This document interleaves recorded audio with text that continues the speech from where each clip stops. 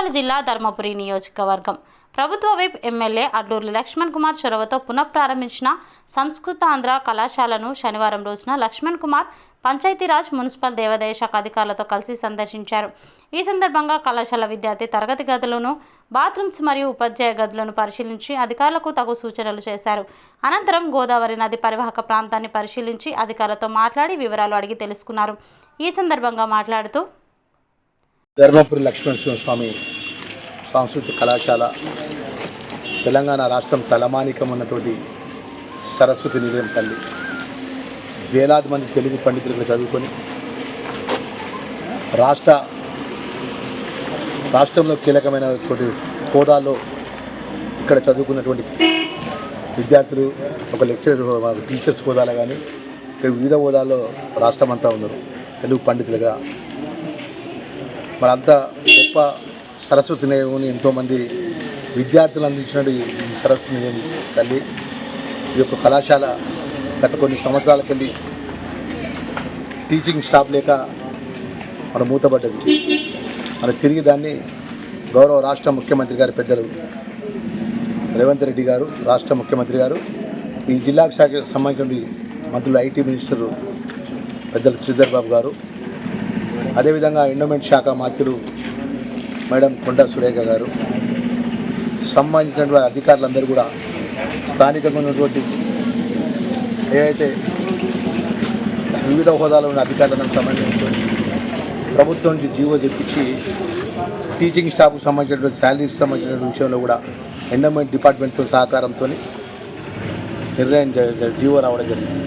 దానిలో భాగంగా ఈరోజు మేము ఆ కళాశాలకు సంబంధించినటువంటి మైనర్ రిపోర్ట్స్ ఉన్నాయి. క్లాస్ రూమ్స్ కానీ, బెంచెస్ లేకపోవడం కానీ, బ్లాక్ బోర్డ్స్ లేకపోవడం కానీ, వాటర్కి సంబంధించిన విషయం కానీ ఉన్నాయి. మరి స్థానిక శాసనసభ్యుడిగా, మన ప్రభుత్వ విప్పుగా మా శ్రీ ధర్మపురి లక్ష్మణస్వామి దైవక్షేత్రంలో ఉన్నటువంటి కళాశాలను తెరిపించే విషయం లోపల మరి నేను ప్రజలకు ఇచ్చిన మాట అమలు చేసినటువంటి సందర్భం లోపల నా ఏసీడీపీ నిధుల నుంచి ఏదైతే మౌలికంగా వారికి ఈ బిల్డింగ్ సంబంధించినటువంటి పనులు అవి పూర్తి చేసే విధంగా డిఈ గారిని, పంచాయతీరాజ్ ఏఈ గారికి ఆదేశాలు ఇవ్వడం జరిగింది. మరి ప్రిన్సిపల్ గారు కూడా చెప్తున్నాం. అట్లే మున్సిపల్ కమిషనర్ గారు, ధర్మపురి మున్సిపల్ కమిషనర్ గారు కూడా వచ్చినారు. వారు కూడా ఇక్కడ బిల్డింగ్, ఇక్కడ రోడ్డుకు సంబంధించిన రిపేర్స్ ఉన్నాయి, అవి కూడా చేయించి మరి ఒక జేసీబీ మిషన్ ఒక రోజు ఇస్తే రోడ్లో కళాశాల లోపల ఉన్నటువంటి పిచ్చి చెట్లన్నీ కూడా మొత్తం క్లీన్ చేసేటువంటి అవకాశం ఉండి ఒక కాలేజీ వాతావరణం వచ్చే విధంగా దీన్ని ఉంచే విధంగా మన సంబంధించిన అధికారులకు ఆదేశాలు ఇవ్వడం జరిగింది. ఏదేమైనా కూడా ఈ ధర్మపురి లక్ష్మణస్వామి క్షేత్రము ధర్మపురి దైవక్షేత్రం ఉన్న ఈ ప్రాంతానికి మరి ఈ శాసనసభ్యుడిగా నా బాధ్యత కాబట్టి ప్రజలకు ఇచ్చిన మొదటి మాట నేను ఈ సంస్థ కళాశాల తెరిపించినాం. గౌరవ ముఖ్యమంత్రి గారితో, అదే గౌరవ మంత్రివర్గ శ్రీధర్ బాబు గారితో, ఎండోమెంట్ మినిస్టర్ గారితో ఈ కాలేజీ తెరిపించడం జరిగింది. వారి సహకారంతో జిల్లా కలెక్టర్ గారు కూడా అన్ని విధాలు కూడా దీని విషయంలో కూడా ఎక్కడ కూడా ప్రభుత్వానికి క్లియర్గా నివేదిక పంపించడం జరిగిందని మనం చేసుకుంటూ, అదేవిధంగా అతి త్వరలో కూడా ధర్మపురి నియోజకవర్గం సాగునీరు విషయంలో కానీ, తాగునీరు విషయంలో కానీ, ఎడ్యుకేషన్ పరంగా ఉన్నటువంటి ఏదైతే ఒక ఐటీఐ, ఒక పాలిటెక్నిక్ కళాశాల వచ్చే విధంగా, రెవెన్యూ డివిజన్ సాధించే విధంగా నా వంతు ప్రయత్నం ఉంటుందనే విషయాన్ని మరొకసారి తెలియజేసుకుంటూ, మా ఏదైతే మున్సిపల్ కమిషనర్ గారికి నేను తెలియజేస్తున్నా, ఇమీడియట్గా ఈ రోడ్డుకు సంబంధించినటువంటి మరమ్మతులు ఎంబడి చేసి వారి యొక్క జేసీబీ, మున్సిపల్ జేసీబీ కూడా ఒక రోజు మొత్తం ఇక్కడ పెట్టి ఇక్కడంతా శుభ్రం చేయాలని చెప్పేసి వారు చెప్పడం జరుగుతుంది.